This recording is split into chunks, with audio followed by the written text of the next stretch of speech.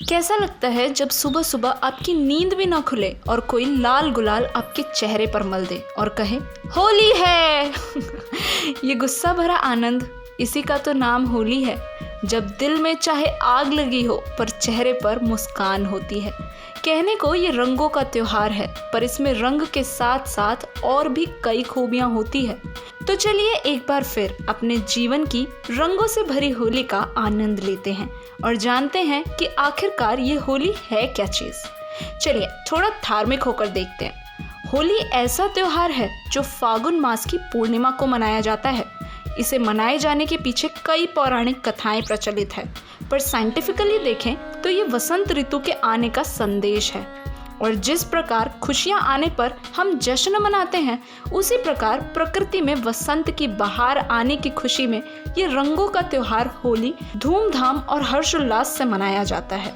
जिस दिन हमें हर सुख भोगने की आज़ादी होती है, चाहे वो मीठा खाने की आज़ादी हो, प्यार जताने की आज़ादी हो, रंग लगाने की आज़ादी हो या रूठने मनाने की आज़ादी हो। इस रंगों के त्योहार के माध्यम से वर्ष भर के गिले शिकवे भूलकर हम फिर से मानवता की नई शुरुआत करते हैं। वैसे होली के त्योहार से जुड़ी अनेक पौराणिक परंपराएं और प्रथाएं हैं। पुराने समय में इसे घर की बहुओं द्वारा सुख समृद्धि की कामना हेतु मनाया जाता था और पूर्ण चंद्रमा की पूजा की जाती थी। और भी कई रीति रिवाज मनाए जाते थे। तो अगर आप इनके बारे में विस्तार से जानना चाहते हैं तो कमेंट में मेंशन करें, हम इसके लिए एक अलग से वीडियो बनाएंगे। वैसे तो बच्चे इस त्योहार को मनाने के लिए बहुत उत्सुक रहते हैं, इसलिए उनकी होली एक हफ्ते पहले ही शुरू हो जाती है। पर असल में होली 2 दिनों का ही त्योहार है, जिसमें पहले दिन होलिका दहन मनाया जाता है और उसके अगले दिन रंगों का त्योहार होली मनाया जाता है। होलिका दहन से जुड़ी एक बहुत ही विश्वसनीय कथा ये है कि इस दिन देवी होलिका का बुरे कर्मों के कारण दहन हो गया था। अब ये दहन कैसे हुआ, इसके लिए सुनते हैं एक पौराणिक कथा। एक समय की बात है जब हिरण्यकश्यप नामक राजा के घर बालक प्रहलाद का जन्म हुआ। जब बालक प्रहलाद का जन्म हुआ तो हिरण्यकश्यप बहुत खुश थे। लेकिन जब प्रहलाद बड़ा हुआ तो वो निरंतर भगवान विष्णु की उपासना में लगा रहता था। पर हिरण्यकश्यप का मानना था कि वो उस साम्राज्य का राजा है, तो हर व्यक्ति को उसकी ही आराधना करनी चाहिए और इसके लिए वो प्रहलाद को भी अपनी पूजा करने के लिए विवश करता था। लेकिन प्रहलाद इस बात को नहीं मानता था। जब प्रहलाद ने बिल्कुल ही हिरण्यकश्यप की उपासना करने से इनकार कर दिया और भगवान विष्णु के ध्यान में ही मग्न रहने लगा, तो इस बात से परेशान होकर हिरण्यकश्यप ने अंत में यह फैसला लिया कि अब बालक प्रहलाद का अंत करना पड़ेगा।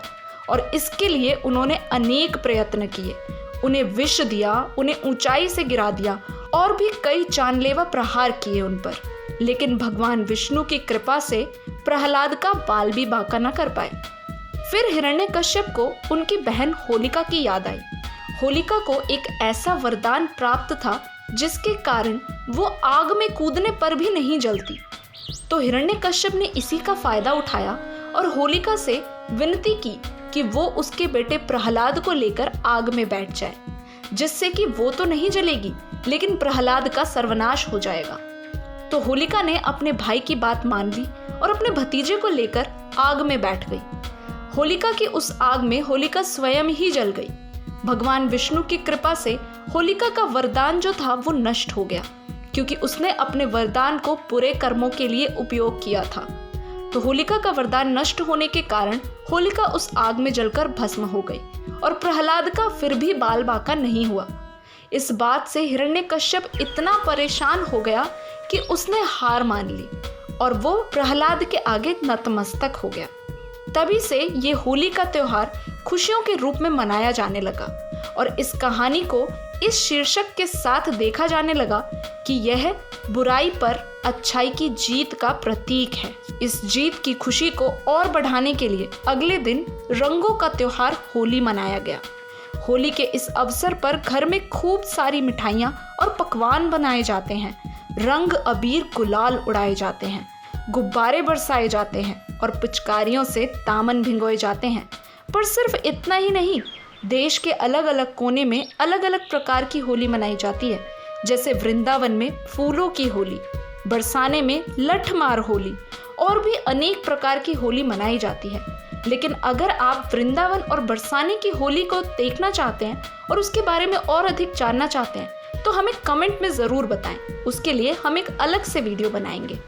इसी के साथ वर्ष 2021 की 29 मार्च को मनाए जाने वाली रंगों की होली आपके जीवन को रंगीन कर दे, पर रंगों के नशे में सावधानी बरतना नहीं भूलना और मास्क हमेशा साथ रखना।